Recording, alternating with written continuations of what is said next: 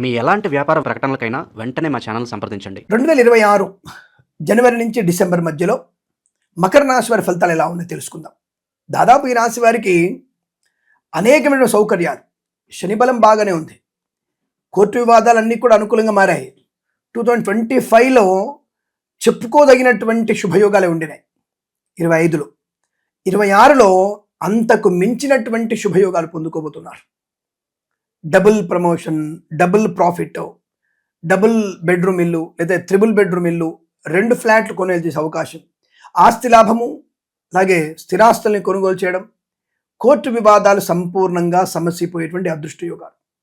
మకర రాశి వారికి ఇది లేదు ఇది కాదు అనాల్సిన అవసరం లేదు, అటువంటి యోగం కనబడుతోంది. సప్తమ గురుడు కేంద్రంలో ఉన్నప్పటికీ కూడా ఉచ్చ స్థితిలో ఉన్నాడు, ధనాధిపతి అయినాడు. కాబట్టి తప్పకుండా మీకు మంచి ప్రయోజనాన్ని, ఆకస్మిక ధన ప్రాప్తిని పొందుకుంటారు.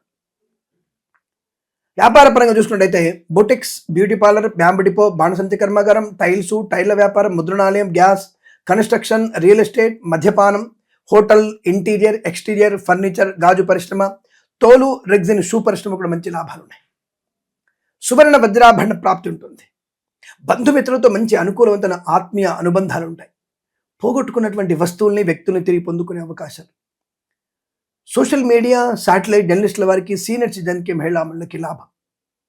ఫార్మా, సిమెంటు, ఐరన్, ఇటుకలు, ఇసుక, రాగి, ఇత్తడి, మైనింగ్, కన్స్ట్రక్షన్, రియల్ ఎస్టేట్, మద్యపాన, హోటల్, ఇంటీరియర్, ఎక్స్టీరియర్, ఫర్నిచర్, గాజు పరిశ్రమ లాభాలు. మత్స్యకారులకి మత్స్య సంపద, రొజలు, చేపలు చెల్లె వారికి అభివృద్ధి.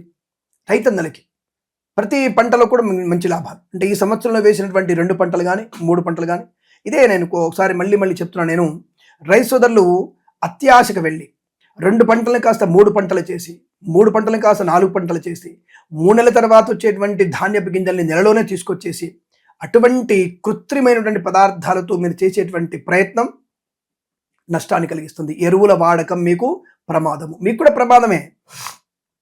రోజు మీరు అటువంటి రసాయన పదార్థాలు పీల్చి రోగగ్రస్తులు అవుతున్నారు. ఇది నేను చెప్పట్లేదు, శాస్త్రజ్ఞులే చెప్తున్నారు. ఈ వ్యవసాయ సంబంధమైనటువంటి శాస్త్రజ్ఞులు ఉంటారు కదా, వాళ్ళే చెప్తున్నారు. మరి ఇప్పుడు మీరు ఏది రసాయన వేయాలా, సేంద్రియ ఎరువు వేయాలా? సేంద్రియ ఎరువుల వల్ల మీకు రోగనాశనం, ఆరోగ్య లాభం, పంట దిగుబడి బాగా ఉంటుంది, నాణ్యమైన పంట ఎక్కువగా ఉంటుంది. ఇప్పటికైనా కొద్దిగా మీరు బుద్ధి తెచ్చుకొని సేంద్రియ ఎరువుల వైపు మళ్ళండి. ఒక 70 ఏళ్ల క్రితం మన పంటలు ఏం పంటలండి? అప్పుడు తిన్న బియ్యం ఎంత పటిష్టంగా ఉండేవి. మా అమ్మమ్మ గారు 96 ఏళ్ళు బతికారు. మనకి 40 ఏళ్ళు వచ్చేసరికి మనకి మోకాళ్ళ నొప్పులు అని రోగాలు వస్తున్నాయి. మరి విషయాన్ని ఎవరు తప్పనాలి? రైతులదే తప్పు, మీరు దోషులు.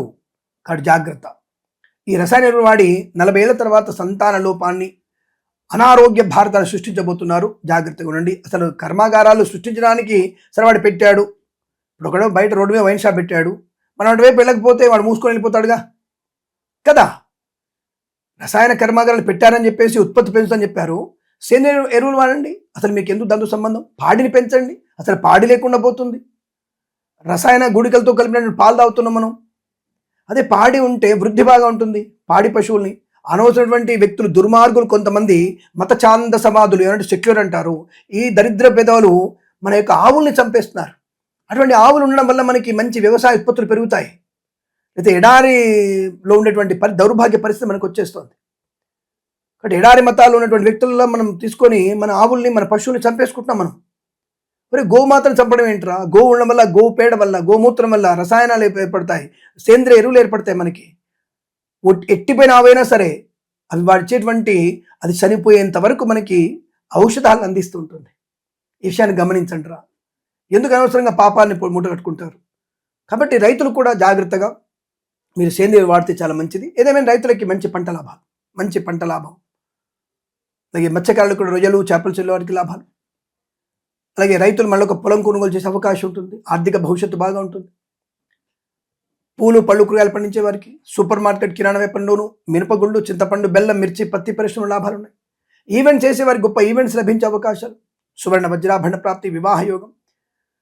Share market, speculation, communities, cryptocurrency, bitcoins, లాటరీలో ధనప్రాప్తి, కుటుంబ సౌఖ్యము, సంతాన యోగము, కళాకారుల, క్రీడలకు అభివృద్ధి, సినిమా రంగంలో దర్శక నిర్మాతలకి, నటీనటులకి గొప్ప అవకాశాలు ఉన్నాయి.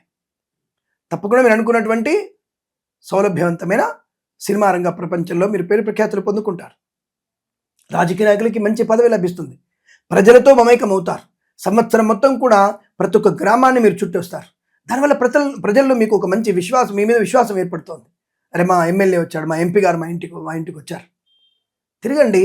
ఏ ఓట్ల కోసం తిరగలే అప్పుడు, అలా 2 నెలలకు ఒకసారి తిరగండి. తప్పకుండా మీకు అద్భుతమైన ప్రయోజనం ఉంటుంది.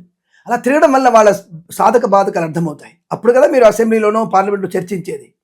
ఇక ఏ గ్రామంలో ఏది ఉంది, ఏ చెరువు ఎండిపోతుంది, ఏ చెరువు నిండుతుంది, ఎవడు కట్ట కూర్చేస్తున్నాడు, ఎవడు ఇసుక దుబ్బుకుపోతున్నాడు. మీకే లేకపోతే, మీరే కుబేరులు అయిపోయి, మీరే బకాసురులు, ఇసుక బకాసురులు అయిపోతే వచ్చే ప్రజలంతా కూడా నాశనం అయిపోతారుగా. పటిష్టమైనటువంటి భారతదేశ వృద్ధి కొరకు రాజకీయ నాయకులు కూడా ముందుండాలి కదా. కాబట్టి ఇటువంటి ప్రయత్నాన్ని చేస్తే మీకు ప్రజల్లో మంచి పేరు ప్రతిష్ఠ వచ్చాయి, ధనంగా ఉంటుంది, ఐశ్వర్యం ఉంటుంది.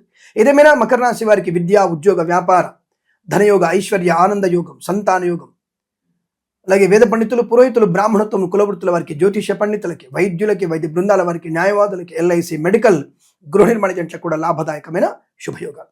ఈ సంవత్సరం ప్రతి సంవత్సరం కూడా మీకు అద్భుతమైనటువంటి ఆనందాది విద్యా, ఉద్యోగ, వ్యాపార, శుభయోగ, ధనద గణక వస్తువాన్ని ప్రాప్తి పొందాలని కోరుకుంటూ సర్వేజన సుఖినో భవంతు. ప్రేమతో మీ కిరణ్ శర్మ. స్వస్తి ప్రజాభ్య పరిపాలయంతాం న్యాయేన మార్గేణ మహిమహీషాః. గోబ్రాహ్మణేభ్యః శుభమస్తు నిత్యం. లోకా సమస్తా సుఖినో భవంతు. సర్వేజన సుఖినో భవంతు.